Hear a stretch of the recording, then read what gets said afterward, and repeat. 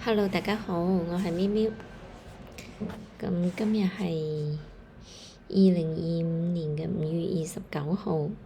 咁上週我哋解過一次盤，今週就揀今日解盤。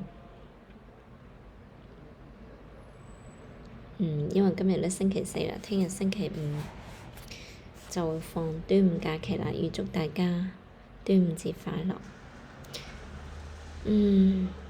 上週我就講咗話，佢會有上證會有一筆嘅回調，咁就今週嘅走勢都驗證咗啦。咁呢一筆今日出咗個底分型，即係話呢筆咧隨時就係走完㗎啦，而且底分型就係證明佢已經走完啦。當然，我今日喺度思考，佢亦都可以聽日一個反包。咁我哋點樣去規避呢種情況呢？即係話我已經睇到咗底分型，事實即係理論上證明咗佢係結束㗎啦。咁但係佢都有可能聽日再上，然後翻落。嗱，好似呢度咁，佢都係出現咗底分型啊，但係佢仲翻落。咁啊，呢度嘅力度係比較弱嘅，而且呢度咧仲未有成一筆，而家呢度已經成一筆啦。喺30分鐘入邊睇就係已經一段，咁但係一段佢可能延伸㗎嘛。佢而家3筆，佢可能5筆、7筆、9筆。咁我哋點樣去控制我哋嘅風險呢？咁呢度出咗底分型。咁我哋可以睇下邊嘅 MACD 嘅指標，呢度係紅柱綠柱係佢嘅紅柱，尤其係佢嘅動力。咁我哋可以結合均線 MACD， 其實 MACD 即係均線60就係之上就係均線之上，60均線之下就係 MACD 零軸下面。咁而家5分鐘啦，如果我哋話係入場嘅話，今日應該喺呢度入場。佢突破嘅時候，咁入去之後，佢有可能有一筆會再上，形成5分鐘一段，亦都有可能聽日直接下就結束呢30分鐘一筆啦。呢度可以叫做5分鐘一段咯，咁樣係嘛？咁亦都可能延伸再落嚟，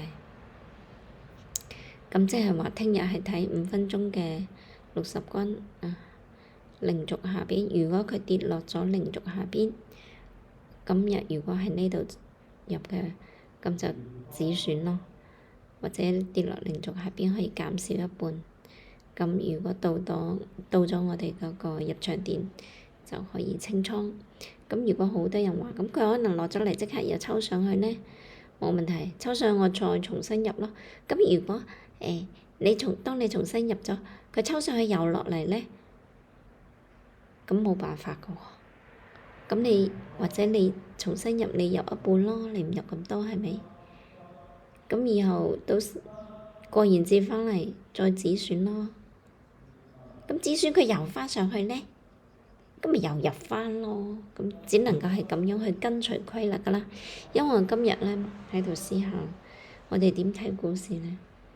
股市佢係有升有跌，佢係空無自性嘅，係我哋點睇？我哋意願佢升，我哋意願佢低，但係佢又唔隨我哋嘅意願去升跌。係我哋只不過想佢升跌，呢個就係空性同埋業力。咁我哋點樣去種下好嘅業力、善嘅業力呢？第一就係擺平心態啦，理入空性，股市空性。第二就係當你理入股市空性，你就冇情緒，做到冇情緒之後就學習技術。去冇情緒嘅情況下去運用技術，同埋買業績好嘅股票，分享技術，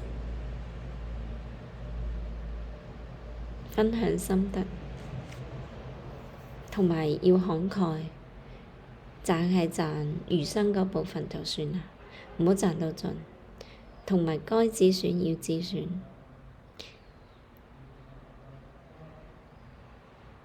因為你嘅止損係下一步盈利嘅開始，空無止境啊嘛。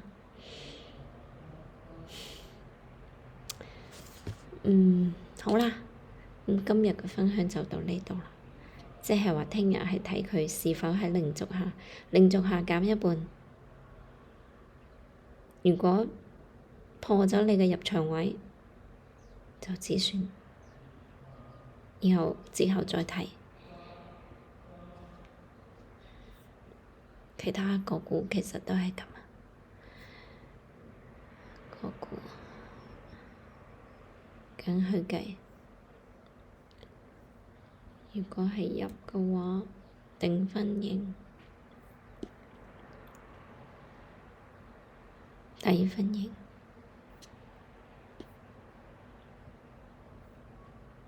喺呢度入，破零軸出一半，破呢度再出晒，但係亦都可以結合大周期。佢大周期都已經跌到底啦，市盈率幾多？市盈率冇嘅。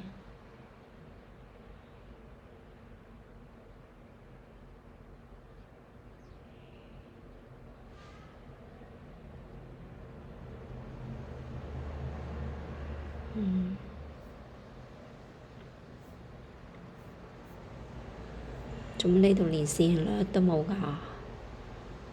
唔鬼差啊！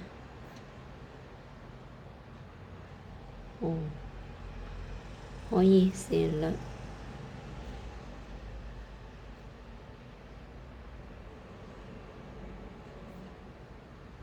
火炬。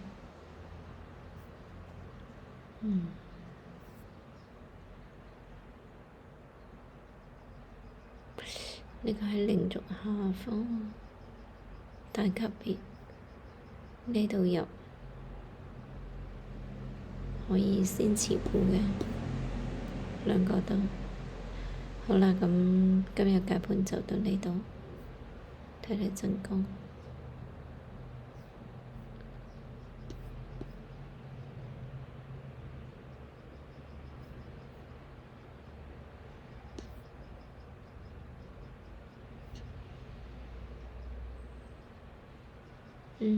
好啦。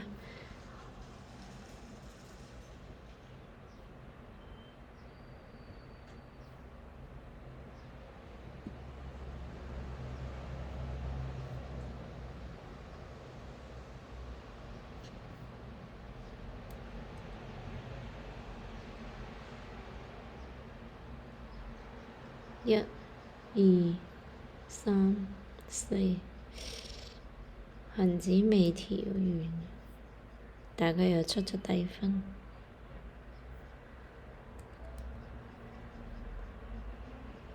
一段30分鐘夠一筆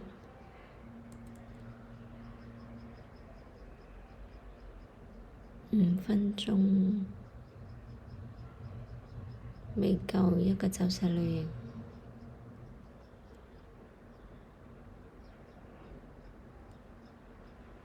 恒指睇嚟就未調完喎，咁即係亦都有可能係落㗎。MACD，